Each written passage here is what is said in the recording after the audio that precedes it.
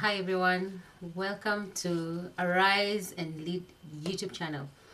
Today I'm giving us a bonus episode before we get into character traits of a leader. And what is today's bonus episode going to be about? It's going to be about leadership as a blueprint in families. So stay tuned and listen in.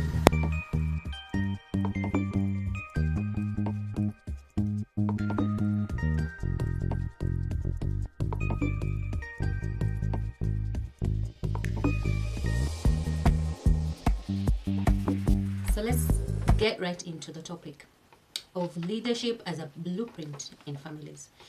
I want to take from the book of Ephesians 5:22, where Apostle Paul writes to the wives and the husbands, and he gives direction and says that wives to submit to their husbands as unto the Lord, because the husband is the head of the wife, just as Christ is the head of the church.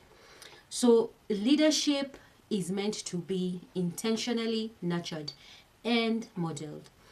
It is not to say that the husband is the CEO of the family, but rather he draws from the example of Christ and nurtures the family towards having a vision and a mission for the family, while at the same time also creating healthy boundaries for the family to thrive. That's just one example of how leadership is the blueprint of families. How leadership can be a blueprint in families. I want to go to the next thing that I have learned about leadership being a blueprint in the family. And I'm going to draw my example again from the book of Ephesians 6 1 to 4. Here, leadership is taken from the whole family, and we can see now children being introduced into the topic of the family and their importance and what is expected of them.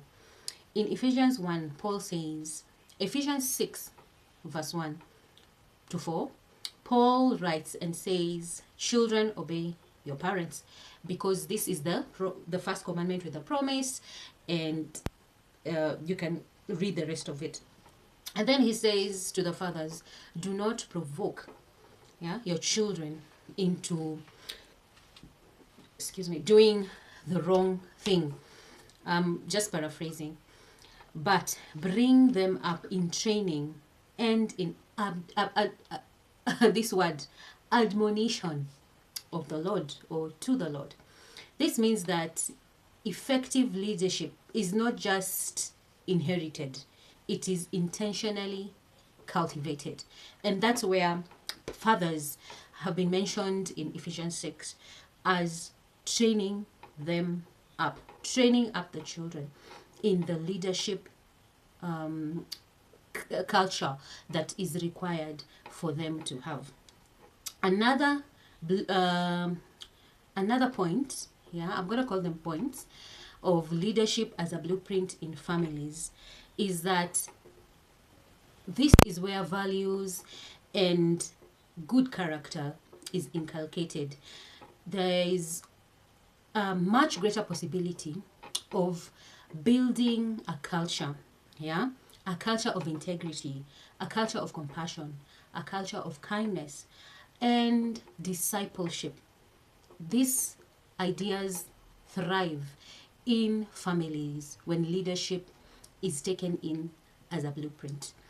Another idea or another point is through spiritual leadership. This emphasizes on inculcating principles such as prayer, fasting, serving, giving, and attending, church, going to church together, even as a family.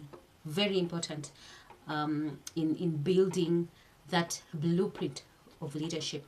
And also community involvement. And these things can only be shared and shown and directed in the families that God has given us. Another idea that I believe Africans have struggled a lot with this is when it comes to stewardship. Yeah, when it comes to stewarding the resources that God has given you as a family. Another way of using leadership as a blueprint in our families is in the places of business, in the places of work, your work ethic, wealth, time, resources and inheritances that the Lord has given you. How are you stewarding that to the next generation? How do the younger generation see and learn about work ethic, yeah, about the business that you're running, about the time that we have as human beings on this planet Earth, and what we're doing with those kind of resources that God has given us? Are they just using their time carelessly? Are they using the wealth or the resources that you've been given in a way that is wasteful, or are they learning how to steward? And so that is also one, or rather, the last point when it comes to leadership as a blueprint in families. And so you may be asking yourself, now that we know all of this, so then what next? What shall we do now that we have all this information? Number one thing that we should do and we should take as an action plan is to establish a family code of conduct. Okay? Do any of us have a family code of conduct? Do we have we defined our mission, our vision as a family? Do we have values and morals that stand for our families? That's point number one. Establish a code of conduct. Number two, create safe space in your home where the younger generation can discuss, or rather not just the younger generation, but family members can come in and discuss their goals, their challenges, their action plans, what they think of the future, how they want to end up.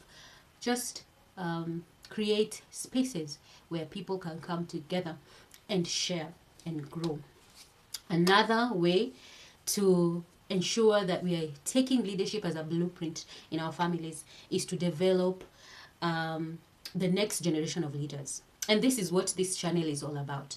It's about bringing, giving information, empowering the younger generation, the children, the teenagers, the youth, and letting them know that they are able to lead right where they are. Create situations where younger people will be able to plug in and take responsibility over certain things probably in the house. Do they need to plan, as you're planning, probably you're planning a vacation or you're planning a family gathering. Yeah, I know there are people who usually have that family gatherings. Where are you placing the young generation? Can they be able to plan? Can they pick up a particular something? Yeah, a particular. I'm trying to look for the word. A particular aspect. A particular aspect of the event that they are able to organize, they're able to plan, so that they can bring people together. And that's how you raise the next generation of leaders.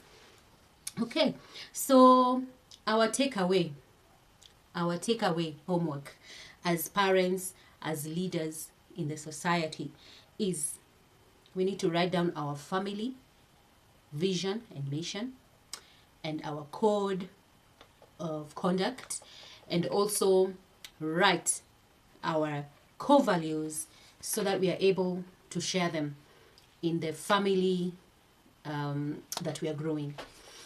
All right, so that's the end of this episode. I hope that it has been good for you and you have learned something about how leadership should be nurtured in the family first before it is learned elsewhere. Thank you so much. See you on the next episode. Goodbye.